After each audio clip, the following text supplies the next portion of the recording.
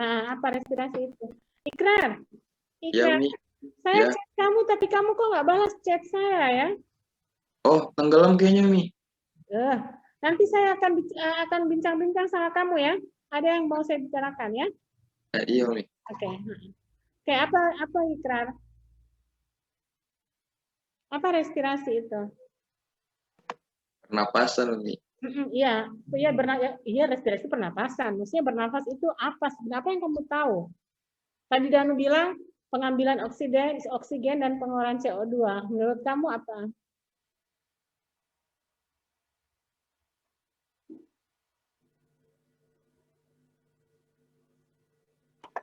Pergerakan oksigen dari udara luar ke dalam sel dalam jaringan, Mi.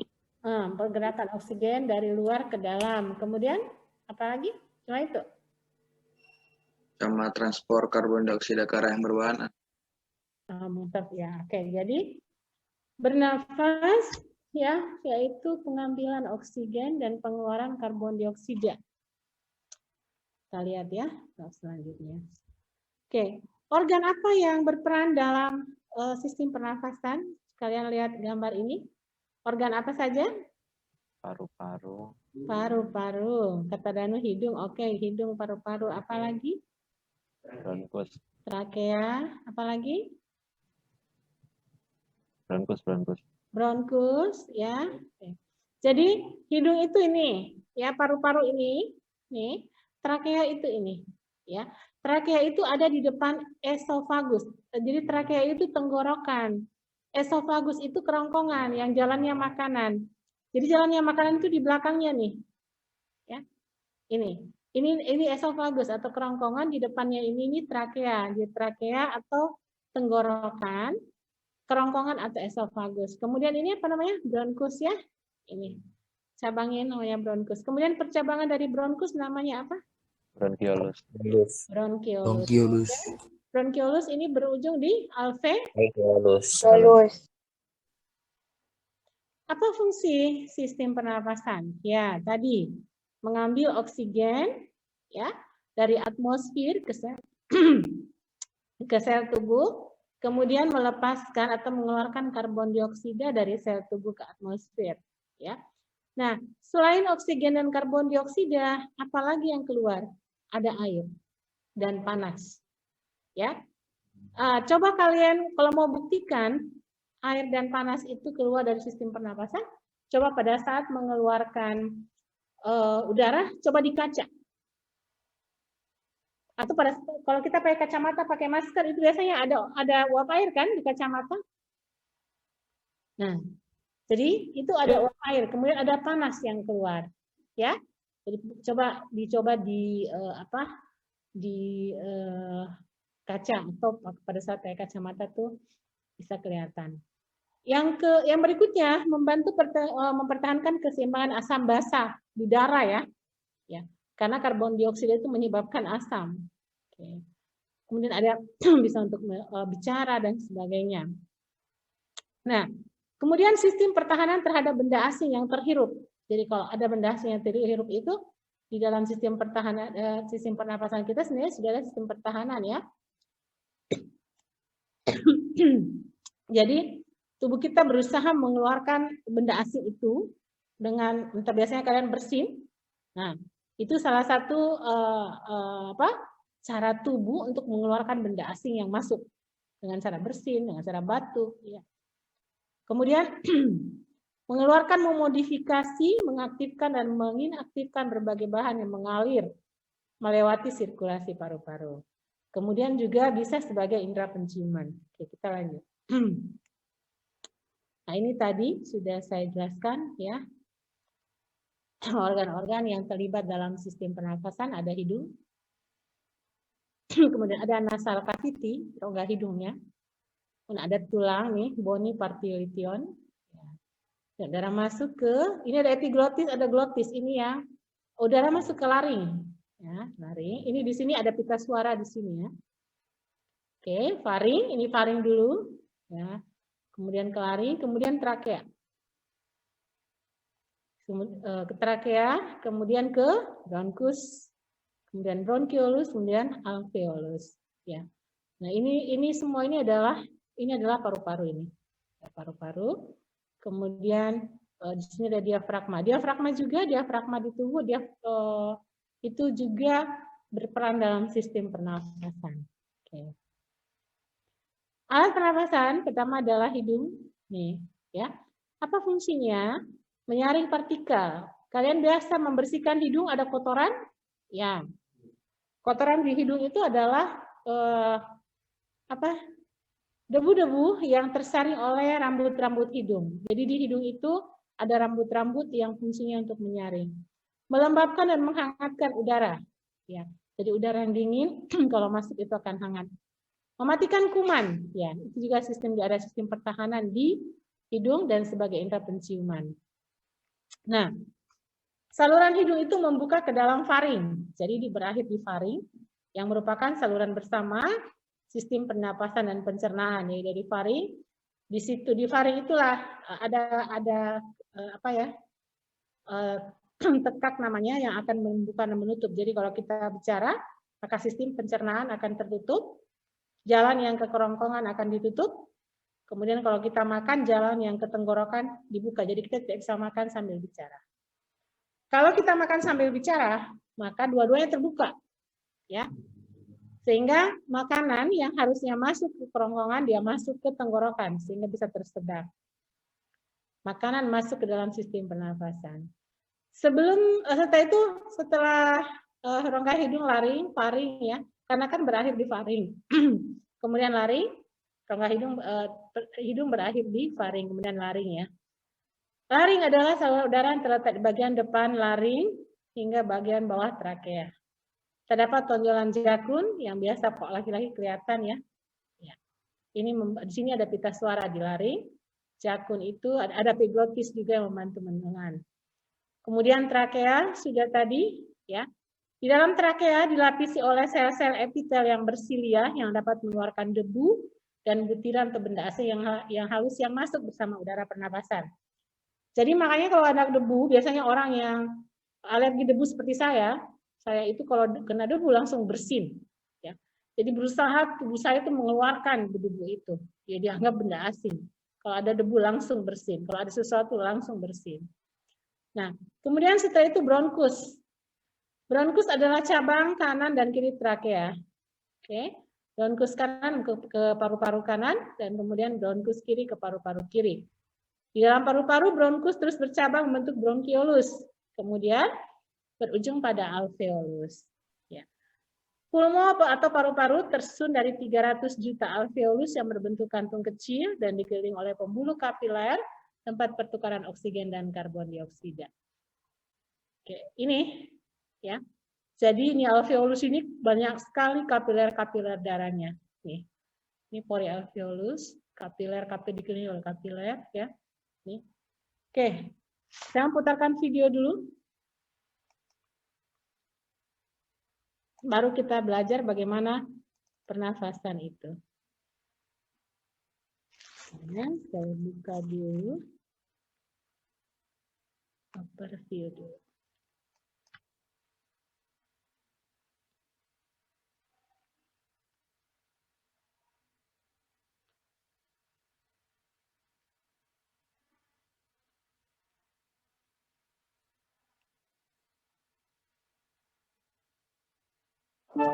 Grammarly does more than catch errors. With Grammarly, you can find really good, no, perfect words that make your writing sharp or explicit. Umi masih di PPT. Ya, sebentar. Sebentar. Sabar, saya akan share.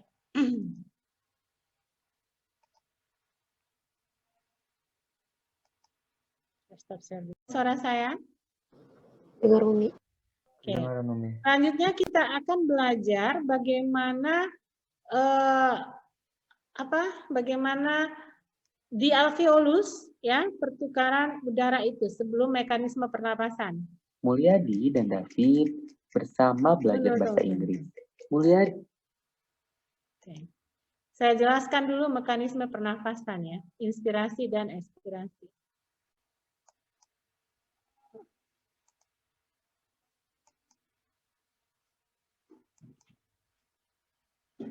Ya.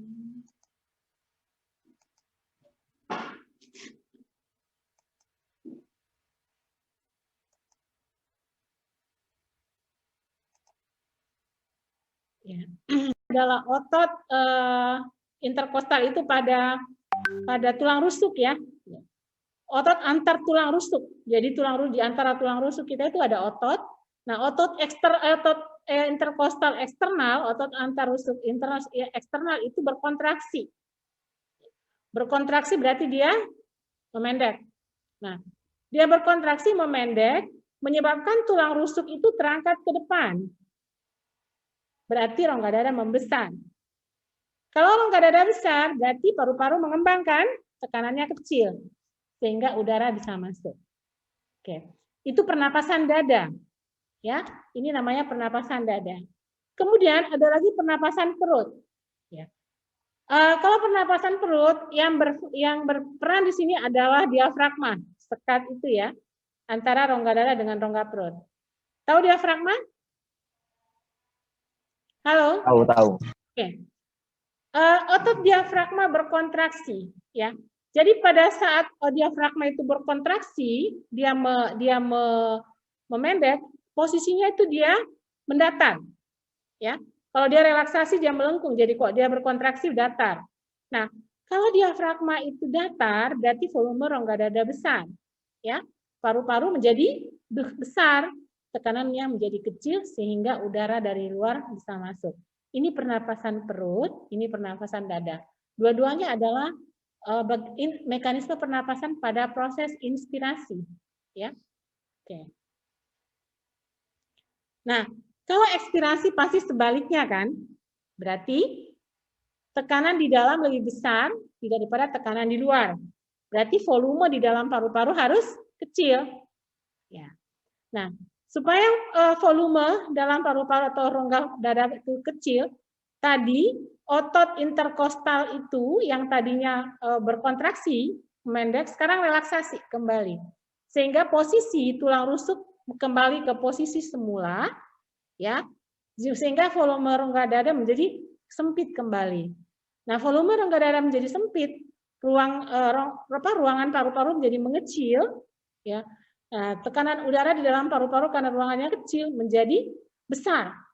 Nah, tekanan buah besar itu yang akan mengeluarkan udara keluar dari paru-paru. Ini pernapasan dada. Bagaimana dengan pernapasan perut? Kalau pernapasan perut yang berperan adalah diafragma kan? Nah, tadi saya katakan kalau diafragma itu kontraksi maka posisinya mendatar. Nah, supaya di dalam rongga dada ini sempit, nah berarti diafragma kembali berelaksasi. Kalau relaksasi dia melengkung, ya, dia melengkung sehingga rongga dada menjadi sempit. Rongga dada menjadi sempit, paru-paru kan menjadi kecil kan, tekanannya besar sehingga udara keluar dari paru-paru. Oke, sampai sini bisa dimengerti? Oke, ya, saya akan putarkan dulu videonya lagi tentang ini. Saya stop sharing dulu ini ya.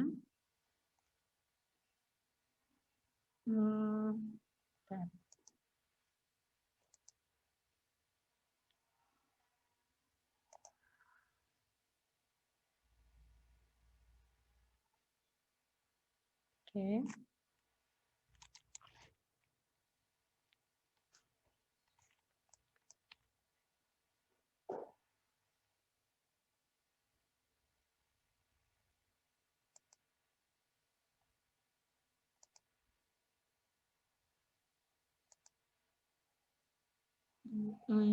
Mana tadi?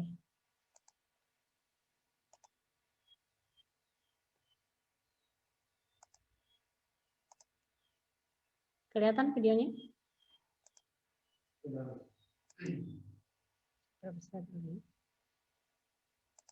Oke. Pulmonary ventilation commonly Sorry.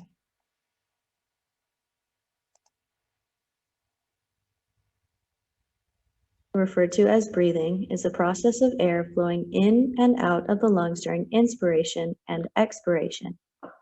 The air movements are governed by the principles of gases. Basically, air flows from higher to lower pressure. pressure within a cavity increases when its volume decreases and vice versa. Volume of a given amount of gas increases with increased temperature. At rest, in between breaths, the pressure inside the lungs, or intrapulmonary pressure, equals the pressure outside of the body, or atmospheric pressure.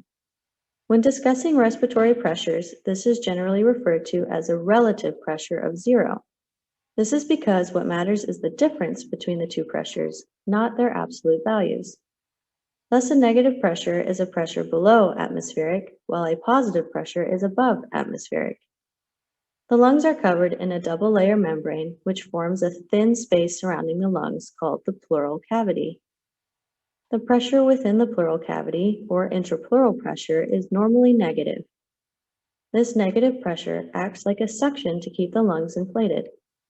If this becomes zero, such as in the case of pneumothorax, when the chest wall is punctured and the pleural cavity has the same pressure as the outside air, the lung would collapse. Pulmonary ventilation is achieved by rhythmically changing the volume of the thoracic cavity. During inspiration, the diaphragm and the external intercostal muscles contract, expanding the thoracic cavity and the lungs. This increase in volume results in a decrease in pressure, causing outside air to flow in. Another factor that helps to inflate the lungs is the warming of the inhaled air.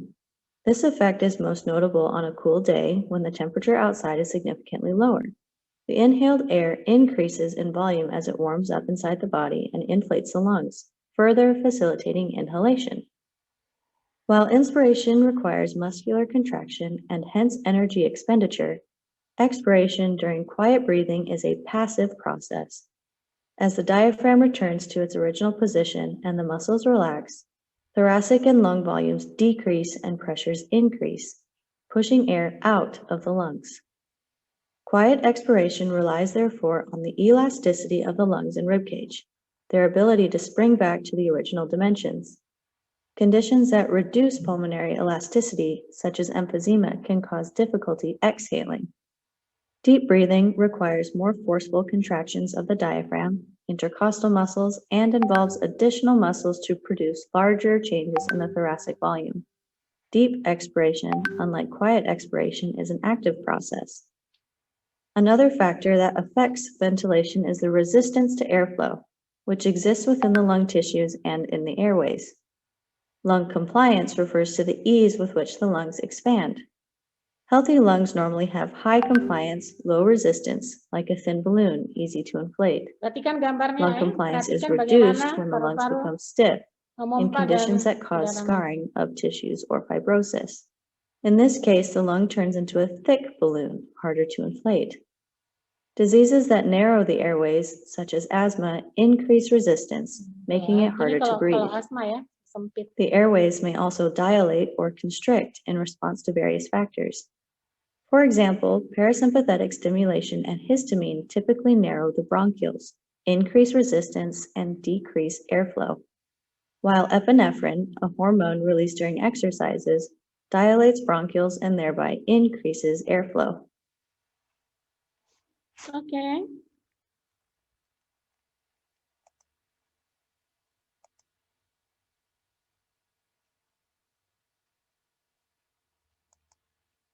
Halo? Sudah Ya, berapa Wali. orang? Ini baru 63. Yang lain mana ya?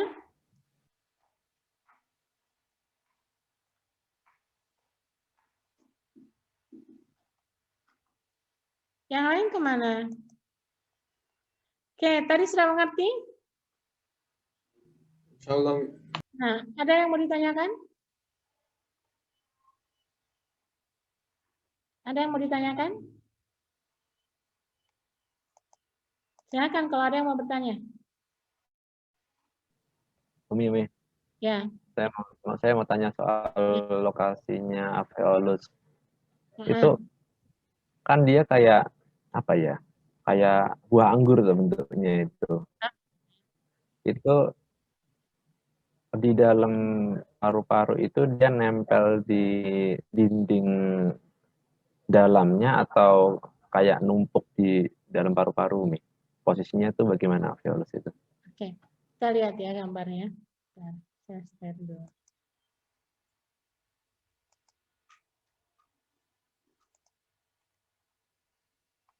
Alveolus. Kita akan sini gambarnya.